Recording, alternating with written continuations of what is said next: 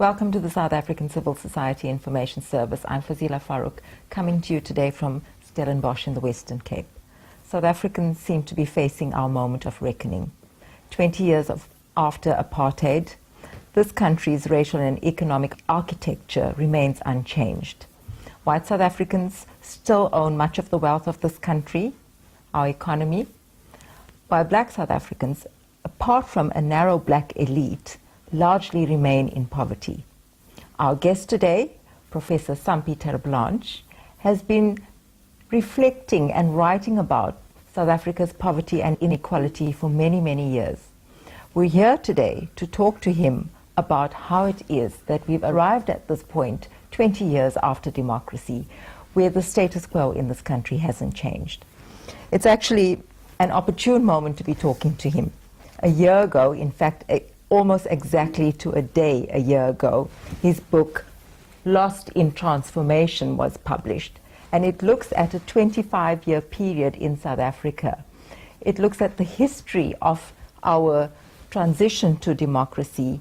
And Professor Terreblanche has some incredibly special insights into what happened historically in South Africa that informs the current state that the country is in today. Welcome to Saxis, Professor Terreblanche. Thank you. Professor Terreblanche, before I ask you to talk about your book, I'd like you to talk a little bit about yourself first for the benefit of our viewers. Tell them about your interest in South Africa's political economy and looking at poverty and inequality in South Africa. How is it that this became your area of specialization? I am emeritus professor in economics at the University of Stellenbosch. I lectured for almost 50 years at the university.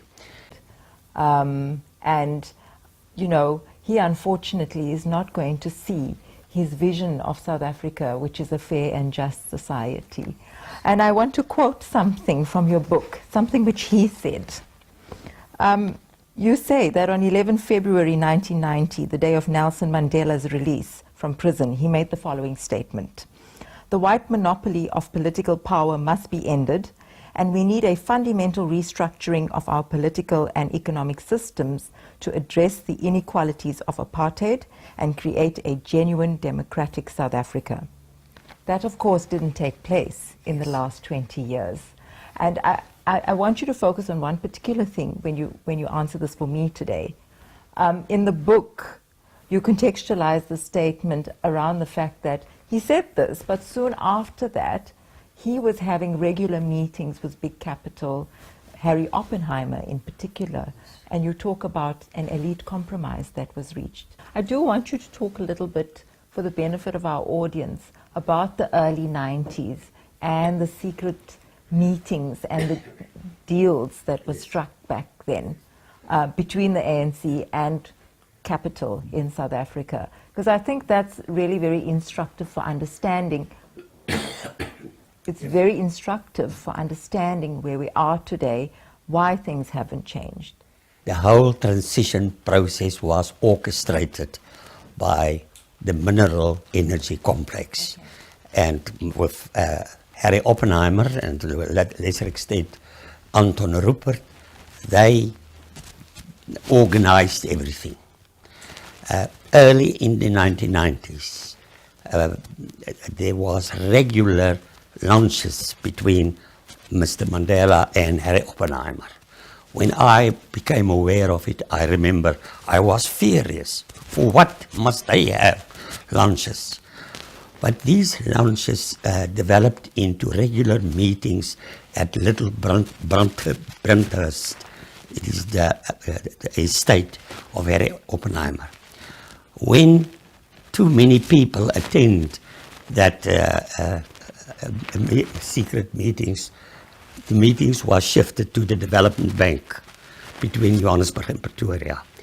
Normally at night, it was easy to park the cars at the back side of the building, and people on the N1 was not aware of that important meetings that was taking place there. And there, the ANC was convinced to forget about their ideas of socialism and large-scale government intervention, etc. You see, America was in the beginning of the 90s, in a mood of triumphalism. Their attitude was that the American model has won, and that everyone must adapt to the American model. So under the pressure of the South African business sector, with pressure from the Americans that had quite a vested interest in South Africa, the ANC was had to give in.